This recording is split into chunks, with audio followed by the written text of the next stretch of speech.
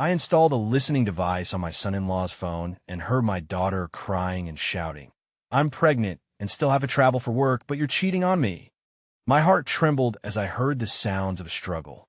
My daughter's cries and screams tore my heart. I hurriedly got out of bed. My wife asked where I was going, but I had already run out the door like a madman. The fighting stopped. I heard my daughter's mother shout in panic, "What are you two fighting about in the middle of the night? Oh my God, there's blood everywhere. What are we going to do?" My son-in-law's voice was also panicked. Could she be having a miscarriage? "Hey, wake up. I'm telling you, don't play dead, get up." My daughter's mother said angrily. She fainted from the stress. Her pregnancy is at risk. I told you not to mess around. Hurry up and take her to the hospital. There was a flurry of commotion. My hands on the steering wheel trembled uncontrollably. I had long suspected my son-in-law was having an affair because a friend told me he saw him entering a hotel with another woman. To gather evidence, I learned that my daughter was going on a business trip and asked my son-in-law to come over and help fix the plumbing. While he was busy, I took apart his phone and installed the listening device to see if he would fool around while my daughter was away. I wanted to protect my daughter in the safest way possible, but who knew the unexpected would come so quickly? I hurriedly called my son-in-law, but the call was hung up. Soon, my son-in-law sent me a text message. "Dad, I'm in a meeting. It's not convenient to answer the phone." I was furious and called him again, only to find that his phone was turned off. Not only his, but my daughter's mother's phone was also turned off. From a listening device, I heard my son-in-law's anxious voice. "Turn off your phone. Her dad suddenly called. I don't know if he's looking for her for something." My daughter's mother said angrily, "Now you know you're guilty. A phone call scares you like this." I was going crazy. I could hear them talking, but I couldn't reach them. I didn't even know which hospital they took my daughter to. I hurriedly called the police. After hearing my report, the operator asked me in confusion, "What exactly is your request? Didn't they already take your daughter to the hospital?" I said anxiously, "Can you help me find out which hospital they are in?" The operator politely said, "We can't check that. If there's nothing else, I'll hang up." The call was disconnected. I sat in the car, trembling with anger. I heard my daughter being taken to the hospital. I also heard the doctor say anxiously, "Her water broke, and she's hemorrhaging. She's going into labor, but she's unconscious. We have to perform a C-section immediately." My daughter's mother immediately panicked and said, "No, no C-section. It has to be a natural birth, otherwise the child won't be smart." The doctor said agitatedly, "This is a matter of life and death. The mother can't give birth naturally now. There's a risk to her life." My daughter's mother yelled frantically, "If my grandson is born a fool, can you take responsibility? Find a way to make her deliver naturally. We won't sign the consent form. You're not allowed to do a C-section. If you dare to do it, I'll sue you." Listening to them, I frantically picked up my phone and searched my contacts. I called my old classmate who was a doctor. As soon as he answered, I couldn't control my tears. I sobbed, "Old classmate, please help me." My old classmate told me not to panic. I gasped for air, trying to explain the situation, but a rush of heat surged to my head, making my speech tremble, my fingers shaking. I know, that's rage. This rage, I can't control it. My body can barely contain it. After my old classmate heard this, he anxiously said, it's over. Your daughter's mother-in-law is truly finished there. Hospital regulations state that if the family isn't present, they can immediately perform a C-section to save the person. But if the family is there, as long as her mother-in-law doesn't sign, your daughter's life is lost, and the hospital can only watch her die. I cried. That's a human life. How can the hospital not save her? My old classmate sighed. Without the family's signature, it's impossible. Don't panic yet.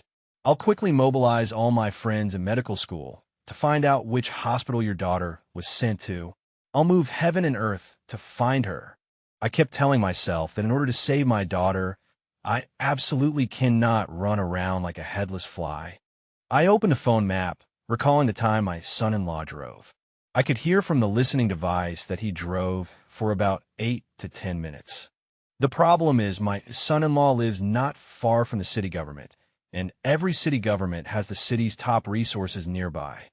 With a quick search, I saw that within 5 kilometers of his home, there are 5 Class A tertiary hospitals for Class B secondary hospitals and a maternal and child health hospital.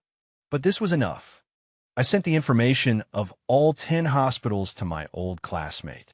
He told me he would check the maternal and child health hospital first. After hanging up, I listened to the sound from the listening device again. I heard the nurse anxiously explaining the situation. If we don't perform a C-section, the mother won't make it. My son-in-law was clearly panicked.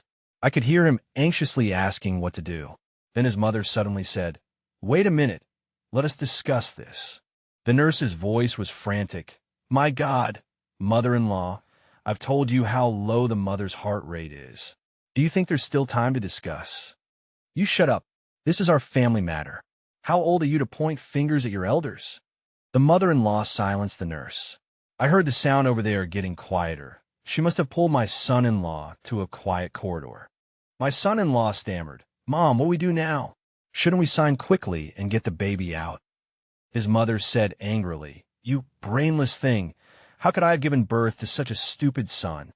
Let me ask you, if she's saved, will she divorce you?" My son-in-law said without hesitation, "She definitely will." His mother continued, "If she divorces you, won't she take half of the family property? And if it goes to court, the child will definitely be given to her. Then she'll take child support from you and raise a child who hates you. Your life will be ruined." My son-in-law asked, "What about her family making a fuss?" His mother said, "She died in the hospital. What does it have to do with us? Her life is in our hands now. Even if we deliberately don't sign and let her die, it's not against the law. And once she's dead, won't all her savings be yours?" My son-in-law said in surprise, "Mom, you've thought this far ahead." "It's not that I've thought far ahead. It's that you're brainless. Whatever the doctor says later, don't respond. Let me do the talking." Listening to their conversation, the rage I was already struggling to contain surged. At the same time, I received another message on my phone. My old classmate messaged me, saying that my daughter wasn't at the maternal and child health hospital. He had checked 6 hospitals, with 4 left, and told me not to worry. My wife asked where I had gone in the middle of the night, and if there was something urgent. Looking at my wife's message, I couldn't stop the tears from streaming down my face. My wife is the closest person to me in the world, but as parents, we all know that when people reach a certain age, children become the driving force of their parents' lives. How am I going to tell her this? Our only daughter is in critical condition right now. How can I tell her? I can't stop shaking all over. I really need someone closest to me to accompany me through this difficult time, but I don't know how to tell her. Just as I was hesitating whether to tell my wife, the bugging device transmitted the doctor's mournful voice. "The mother has passed away. Please sign the form. The baby still has a chance to live. Once you sign, we'll perform a C-section." Hearing these words, the hot something in my brain suddenly couldn't bear it, as if it exploded, spreading continuously in my head. My daughter, my only daughter, only in her 20s, has passed away. I kept trying to recall my daughter's face in my mind, but my brain seemed broken. I couldn't remember what she looked like now. I only remembered her as a child, wearing little bunny and kitty clothes, toddling towards me, reaching out her hands to me, but calling me Mommy, before finally throwing herself into my arms. I also remember picking her up and gently telling her I wasn't Mommy, I was Daddy. In my arms, she looked at me with her big, bright eyes, then suddenly buried her little face in my chest and called out, "Daddy." That was the first time she called me Daddy. That day, I held my daughter in my arms and kept saying, "Daddy loves you. Daddy will protect you and love you for the rest of his life." But now, it hurts so much. My heart hurts so much. I can't breathe. My vision is blurry. My body can't bear this anger and grief. My daughter, my only daughter, gone. She's no longer in this world. Even if I try to recall her in her wedding dress, the reluctant, tearful, yet smiling look on her face, I can't remember.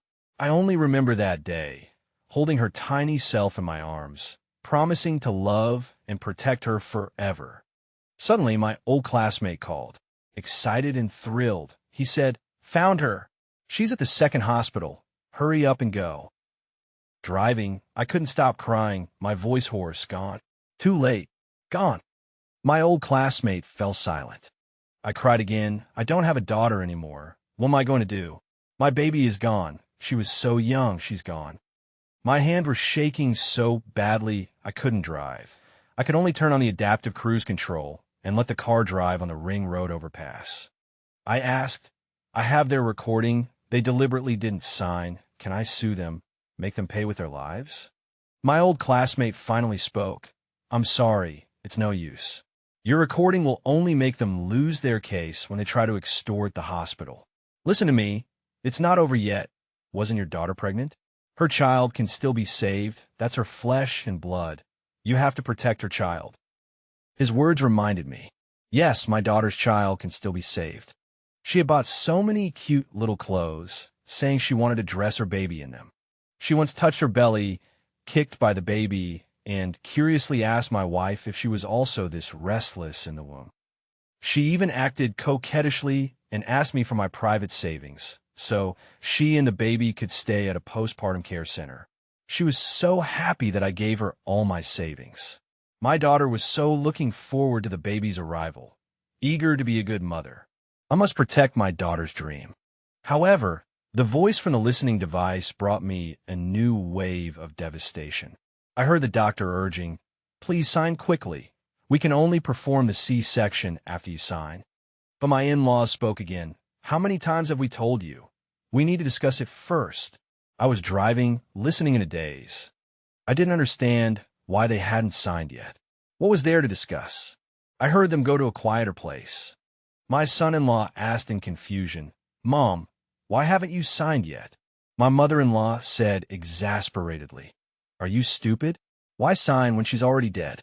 Let me ask you, you're only in your 20s. Will you find a new wife in the future?" My son-in-law said, "Of course I will." Those beastly words stabbed my heart. My daughter had only been gone for a few minutes. He had already confirmed he would remarry. My mother-in-law said excitedly, "So why sign? Just let the child suffocate in the womb. Let me tell you, if this child isn't born, it's fine. But once it's born, your life is ruined." My son-in-law gasped, "Is it that dramatic?" My mother-in-law said in frustration, "Without a wife to take care of the child, how can you focus on your career? And with a burden like that, which decent girl will want to marry you? You're only in your 20s. You have plenty of opportunities in the future." My son-in-law hesitated and finally said with some struggle, "You're right, but no matter what, that's my bloodline." My mother-in-law said, "Are you stupid? The child's mother was angered to death by you. When the child grows up, will he be filial to you? Will he take care of you in your old age?" Upon hearing this, my son-in-law quickly said, "Then don't let it be born. Secrets can't be kept forever. The child will find out sooner or later. We can't raise an ungrateful wretch." Hearing their conversation, I panicked and quickly picked up my phone, contacting the second hospital. After the call connected, I endured the pain in my throat and anxiously said, "My daughter is in your emergency room. My mother-in-law refuses to sign the C-section consent form. Quickly arrange the surgery. We will raise the child. They don't need to." The staff member said, "I know. Is it the pregnant woman who came in unconscious today? A retired professor just called to inquire about it. We are all discussing this." I hurriedly said, "Yes, perform the C-section quickly. I'm a child's grandfather, hurry." The staff member said regretfully, "Sir, we can't take that risk. Please come as soon as possible, otherwise the child won't make it." I said excitedly, "Operate quickly. I'll be there in a few minutes." The other party whispered, "A phone call can't prove your identity. If something goes wrong with the C-section, the husband's family won't acknowledge it and might sue us. I'll lose my job. Sir, I'm sorry. Please come as soon as possible." The call was disconnected. I slammed down the accelerator, driving recklessly over the speed limit. Rules, rules, all these rules. Rules are meant to save lives, but now they've been used by my in-laws to kill my daughter and her child. I could hear crying. It wasn't just me. It was the nurse's cries coming through the listening device. The hospital nurse was pleading with my mother-in-law. "Madam, the patient's stomach is still moving. Do you know what that means? The baby inside is suffering. It has no oxygen. It's struggling. It wants to live. Please sign the consent form. The baby can't hold on much longer." Faced with the nurse's pleas, my mother-in-law's voice was icy. "Our family matters are none of your business. Are you going to raise the child if it's born?" She ignored the nurse. The hospital entrance was already in sight. I entered the hospital and rushed towards the emergency room. My heart was pounding. Clutching my chest, enduring the sharp pain, I kept running. I told myself I could still make it. I had to save my daughter's last remaining flesh and blood, her most important connection to this world. Then, the listening device transmitted another sound. The nurse sobbed, "The baby is gone. Both mother and child are dead. Are you satisfied now?" Those simple words stopped me in my tracks. Gasping for air, I looked at the empty hospital in the dead of night. Everything around me seemed to be spinning. My mother-in-law shrieked, "How dare you speak to me like that? Get your supervisor. I want to file a complaint." The nurse broke down. "Both of them could have been saved. It's because you delayed signing the consent form. You killed them." My mother-in-law roared, "Where's your supervisor? Is there anyone in charge of this hospital?" This time, it wasn't just the listening device. I could hear my mother-in-law yelling at the end of the corridor. Soon, I heard a doctor come out and stop the nurse, saying that she was new, just a college graduate, and begging my mother-in-law not to be harsh on a young person. My mother-in-law cursed, "Tell her to get lost, or I'll slap her across the face. How dare a young girl speak such venomous words? We're the ones who lost family members. When is it her turn to accuse us?" I walked towards the emergency room. The listening device continued to transmit their wicked scheme. My son-in-law asked, "Mom, why are you so angry?" My mother-in-law replied, "I have to be. That little nurse couldn't keep her mouth shut. She needs to be fired, or what if my in-laws hear about this?" My son-in-law suddenly understood. "You think of everything." My mother-in-law said, "Now call your father-in-law. Tell him something happened and ask him to come to the hospital."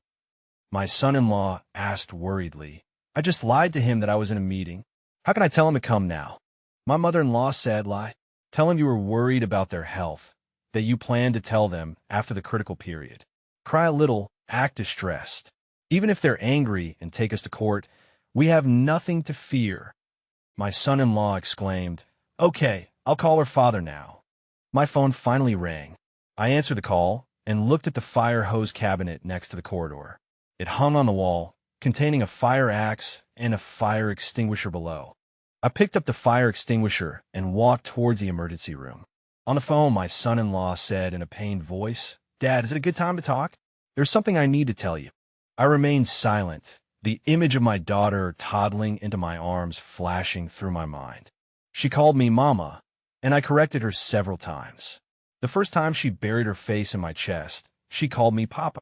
Such a small baby. My only daughter, the hope of my life. The brightest little star in my life fell at the young age of 20-something. My son-in-law sighed, "I'm at the second hospital. Come over here. Let's talk face to face." I said, "I can't hear you clearly. It's a bit noisy on your end." My son-in-law quickly said, "Then I'll find a quiet place to talk to you." I saw my son-in-law's figure appear at the emergency room at the end of the hallway. He was on the phone, but he didn't notice me because he went directly into the janitor's closet next door. I quickened my pace. My son-in-law sighed and said, "Dad, something happened at home. Don't panic. Calm down, and I'll tell you slowly." I murmured, "I only have one daughter. How do you expect me to calm down?" My son-in-law asked in confusion, "How did you know it was about her?" I walked to the closet and opened the door. My daughter's mother-in-law happened to see me. She said in surprise, "Dad, why are you here?" I ignored her and unplugged the fire hydrant. My daughter's mother-in-law's face changed dramatically. In my mind, I kept recalling what I'd said to my daughter over and over again, holding her in my arms that year. "Daddy loves you. Daddy will protect you and love you forever." She smiled sweetly in my arms, revealing a few small teeth. I lifted her up and played airplane with her, and she giggled nonstop. My only daughter the most beautiful light in my life. The door opened, and my son-in-law, who was on the phone, turned his head and stared blankly, his mouth agape. "Dad!" My daughter's mother-in-law yelled hysterically, "Run, run!" Before my son-in-law could react, I had already shoved the fire extinguisher nozzle into his mouth and down his throat. I pressed the fire extinguisher, and a massive amount of foam gushed out wildly. My son-in-law's eyes rolled back in his head. Foam and blood kept coming out of his throat. The large amount of foam caused his stomach to swell rapidly, and he vomited blood forcefully. He struggled hard, but I pushed hard and shoved the entire nozzle directly into his stomach. My son-in-law looked at me in horror and weakness. I couldn't contain my rage any longer. I roared at him, "I'm going to kill your whole family today and bury them with my daughter." In the emergency room, the doctors and nurses were so frightened that they didn't know what to do. My daughter's mother-in-law let out a crazed scream. Seeing her son vomiting blood profusely, she lunged at me excitedly, scratching my face with her nails and crying, "Let go of my son! What are you doing?" I grabbed my daughter's mother-in-law's hair and looked towards the door of the emergency room. There was a square piece of glass on the door. I used all my strength and slammed her head against it. With a loud bang, the glass shattered. My daughter's mother-in-law collapsed softly on the ground. Her face was covered in blood and shards of glass. Her nose bridge was cut with a deep gash, and blood spurted out. She covered her nose and cried, "Help! What are you still standing there for? Help!" The medical staff finally reacted and rushed forward to try to intervene, but I had already kicked my son-in-law over, sending him tumbling into the closet. I then dragged my daughter's mother-in-law by her hair into the closet like a dead dog. My daughter's mother-in-law didn't want to be dragged. She struggled frantically, kicking her legs. Her feet were cut by glass fragments, and the pain made her scream like a pig being slaughtered. I closed the door and locked it. Doctors and nurses knocked repeatedly outside. I looked down at my daughter's mother-in-law and son-in-law. Blood covered the mother-in-law's face, while the son-in-law lay on the ground, vomiting foam and blood. I grabbed a cleaning mop from the utility room. The mother-in-law shrieked hysterically, "Are you crazy? Do you know what you're doing?" I kicked the mop handle, snapping it, and pointed the sharp broken end at her. The mother-in-law panicked. She quickly said, "In-law, listen to me. I don't know how you found out about this, but it's all the hospital's fault." Before she could finish, I jammed the broken mop handle in her mouth. I twisted it forcefully. Her eyes rolled back as she vomited gums, blood, and shredded pieces of her tongue. The son-in-law weakly lunged at his mother-in-law, but I kicked him away and continued to brutalize her mouth with a mop handle. It was this vile mouth that repeatedly spewed the nonsense about not signing the agreement, deliberately causing my daughter's death. The son-in-law weakly picked up his phone and said in terror, "I'm calling the police."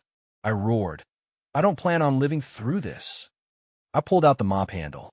The mother-in-law burst into loud wails. Her mouth was completely mangled. She covered it, looking up at me with hatred. That hateful glare didn't last long because I had already thrust the mop handle in her eye socket, smashing her eyeball. The mother-in-law shuddered. At first, she couldn't even scream. When she numbly raised her hand and touched the mop handle protruding from her eye socket, she finally shrieked in terror. This completely unhinged the son-in-law. He roared, "I'll fight you to the death." He charged at me and wrapped his arms around my waist. He tried to wrestle me to the ground, and at the same time he picked up the other half of the mop handle and stabbed it hard into my side. A searing pain shot through my waist, making my muscles contract as I gasped. But I endured the pain, clenched my fists, and slammed them into his throat. The son-in-law choked, spitting blood. He picked up the sharp, broken mop handle and stabbed me in the side again and again. He yelled, "I'll kill you." I grabbed his face and pressed my thumbs against his eyes. He seemed to realize what I was about to do. Terror filled his eyes, and he stopped attacking, desperately trying to escape. But I held him tight, preventing him from breaking free. I gradually increased the pressure on my thumbs, digging them into his eyes. It didn't matter if my waist was pierced. It didn't matter if my heart was stabbed. My only daughter was gone. I had no reason to live anymore. So I would kill everyone who harmed her. The son-in-law's body trembled uncontrollably. As my fingers went deeper, blood flowed down my hands.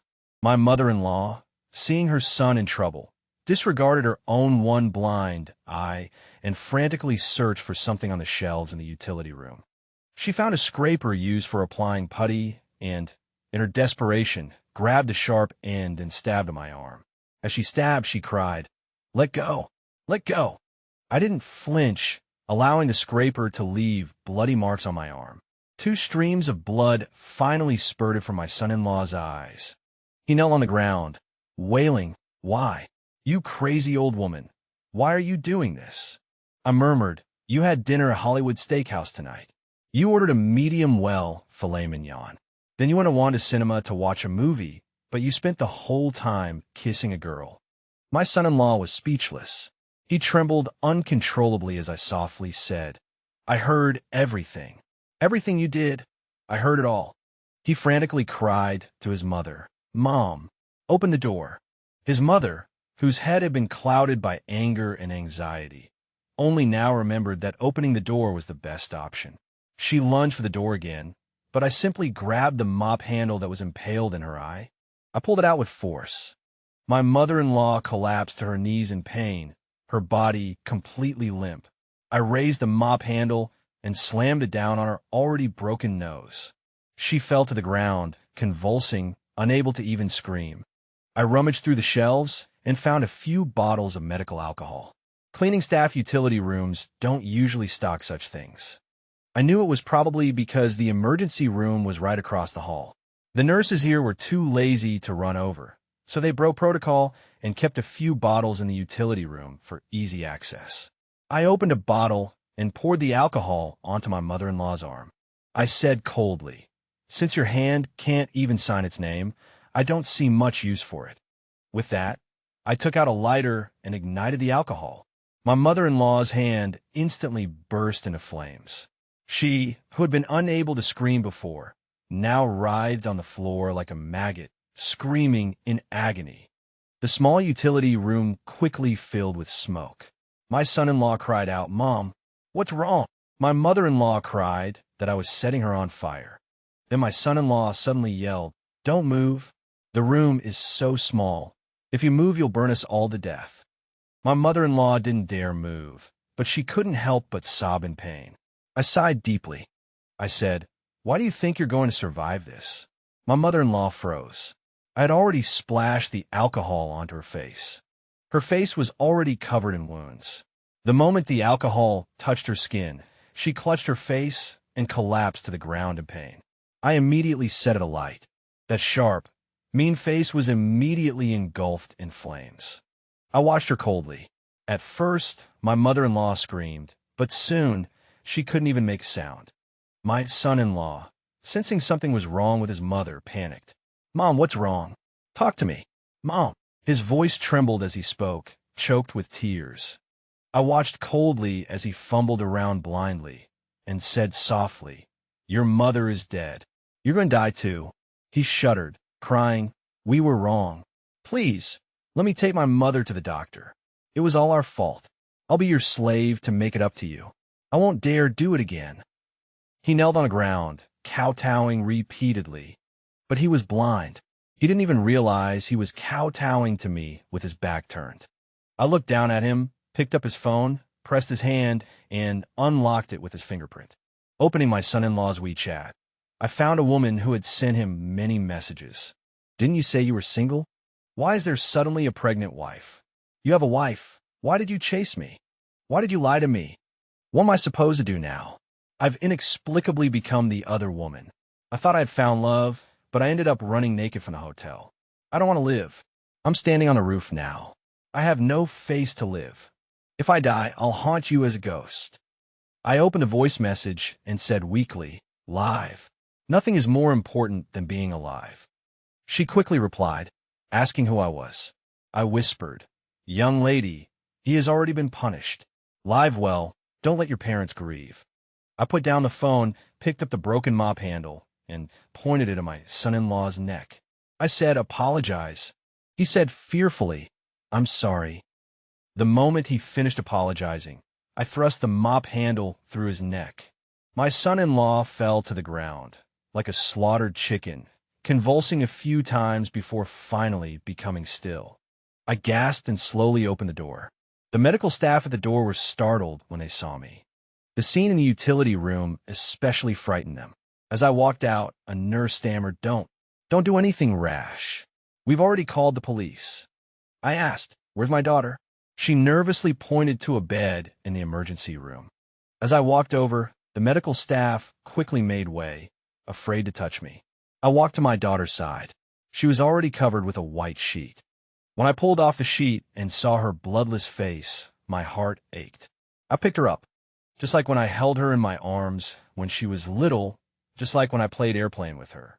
Finally, once again, I held my daughter in my arms.